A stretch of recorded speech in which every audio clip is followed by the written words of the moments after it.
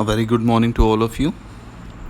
So, the first chapter, second class, already we covered meaning and definition of accounting, the characteristics, objectives, and functions of accounting. So, today is our next topic, that is advantages of accounting. See the first point, the financial information about business.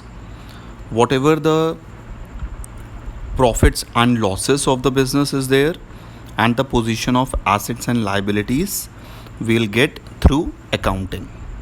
Second one, assistance to management.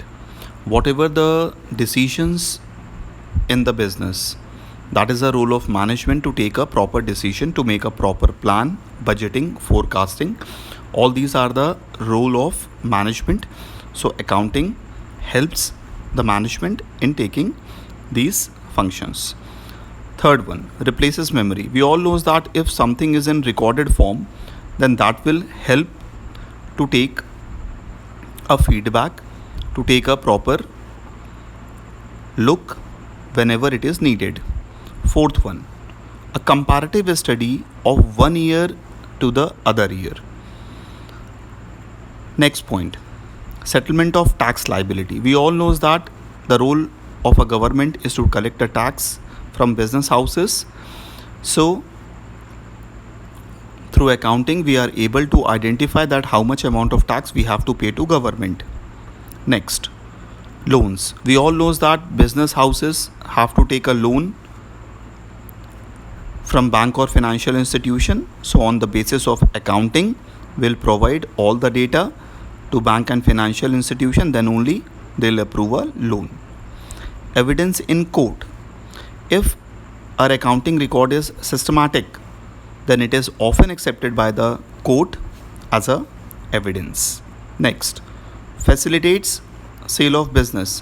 Whenever we want to sell our business, then we have to see the assets and liabilities. The difference of assets and liabilities is a purchase price known as capital. Next one, assistance in the event of insolvency. Insolvency means bankrupt.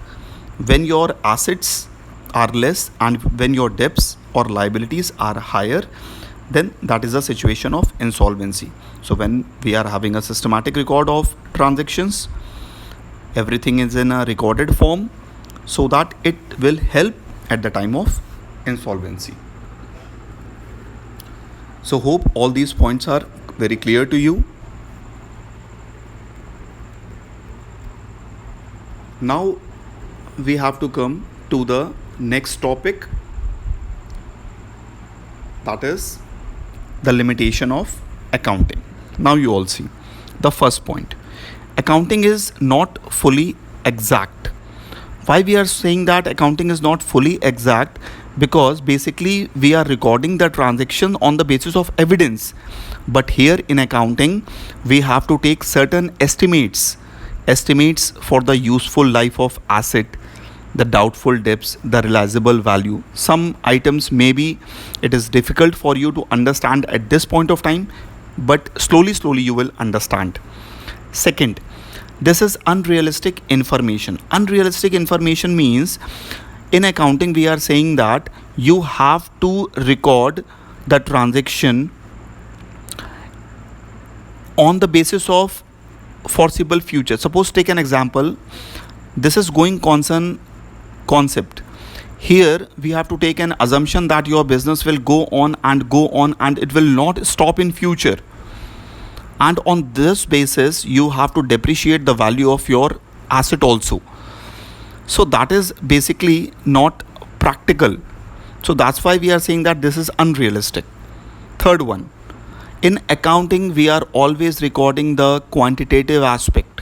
How much amount? 5,000, 10,000, 20,000. That is quantitative aspect. We are always ignoring the qualitative aspect in accounting. Fourth one, the effect of price level changes.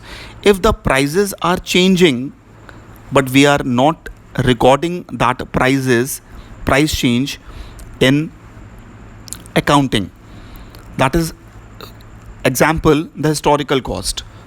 at what price you purchased an asset, only that price you have to record. Suppose I purchased a building for rupees 5 lakhs, and after 10 years you all knows that the cost of building will be 50 lakhs, but in accounting we have to record 5 lakhs only.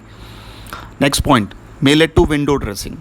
Window dressing means manipulation. If you want to manipulate the figures, so that is possible in accounting. So hope all